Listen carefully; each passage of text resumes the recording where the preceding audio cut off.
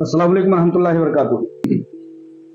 दोस्तों, जैसा कि जानते हैं कि गहमा गहमी बहुत ज़्यादा हीरा ग्रुप ऑफ कंपनीज पे कल की समात के सिलसिले में बढ़ी हुई है और लोग अपने अपने अंदाज में और अपने अपने ख्यालात के मुताबिक, अपने अपनी सोच और अपने अपने जज्बे के मुताबिक अपनी अपनी बातें कह रहे हैं। लेकिन चूंकि मैंने वही हमेशा बातें की है जो हीरा ग्रुप ऑफ कंपनीज के सरमायाकारों के हक में हो और लोगों को राहत पहुंचाने वाली बात हो, कंपनी को खड़ा करने में कामयाबी मिले और हीरा ग्रुप ऑफ कंपनीज की जो एक मुस्लिम माईशत और सूद से पाक तिजारत का एक नारा है वो बुलंद हो और बुलंदतर होते हुए वो अपने काम को, सूद से पाक तिजारत को, मुस्लिम माईशत को वो परवान चढ़ाए, ऐसी मेरी हमेशा से नीयत रही है। बहुत सारी अपडेट्स जा चुकी हैं, कुछ ऑडियो के सिलसिले में, कुछ वीडियो के ताल्लुक से, लेकिन चूंकि अभी सवालात का सिलसिला जारी है। लोग देखिए, जब किसी भी तरह के हीरा ग्रुप ऑफ कंपनीज की कामयाबी का मसला करीब आता है, हीरा ग्रुप ऑफ कंपनीज अपनी कामयाबी के मरहले में कामयाबी पाता है, तो लोग जो है, जो एक किसी न किसी तरह से किसी ताकत के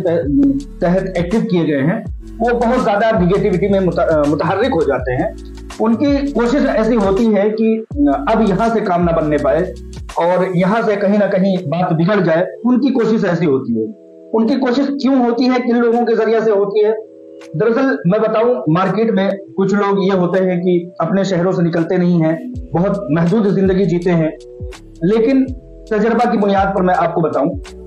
कि जो जमीनों के हड़पने वाले लोग होते हैं वो इस जाल को बुनने में मार्केट में लगे रहते हैं कि किसकी जमीनें हड़पनी है और किस तरह से उसका जाल बुनना है। तो ये जमीन माफिया जो होते हैं वो क्या करते हैं कि जमीनों पर और उस शख्स पर ऐसा जाल फेंकते हैं। बहुत सारी मिसालें आप देखेंगे जिनको आप जालिम समझते हैं, जिनको आप जाबिर समझते हैं, लेकिन वो ऐसा होता नहीं है। वो उसकी मंशा जो है, बहुत सारी मुस्लिम कंपनियां जैसे कि IMA है, इंजाज है और अल्फलाह है, इस तरह की बहुत सारी कंपनियां वो आई, खड़ी हुई, लेकिन जब उन्होंने अपने पैर पसारने शुरू किए और अपनी तरक्की के मनाजिल तय करने शुरू किए तो जमीन माफियाओं ने, गलतकार लोगों ने उनको ब्लैकमेल करना शुरू किया। प्राइम लोकेशन पर जो जमीनें होती हैं उन पर वो किसी न किसी तरह से अपना एक हथकंडा अपना लेते हैं और उस पर कब्जा जमाने की, अपना इंक्रोचमेंट की कोशिश शुरू कर देते हैं।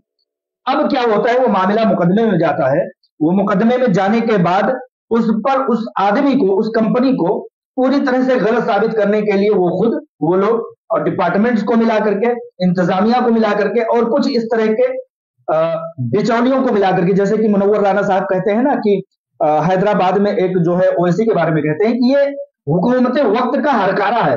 हरकारा मतलब, पहले वो बताते हैं मुनव्वर राना साहब कि पहले वक्तों में क्या हुआ था कि बादशाह निकलता था शिकार के लिए निकलता था, उसके बाद अपने सिपाहियों को भेज देता था जंगलों के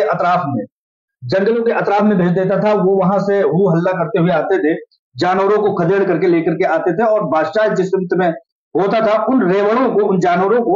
वहां इकट्ठा कर देते थे। उसके बाद वो बादशाह जो है बड़ी आसानी से उनका शिकार कर लेता था। तो ये जो जमीन माफिया होते हैं,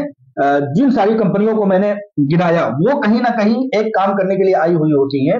उनको ये इसी तरह से अपने हरकारों के जरिए से लगाते हैं ताकि वो दूर से वो शिकार करके लेकर के आए, हाक करके लेके आए। और ये जो है, जो बादशाह है, जो हुकूमत, जो वक्त का फिरौन होता है, वो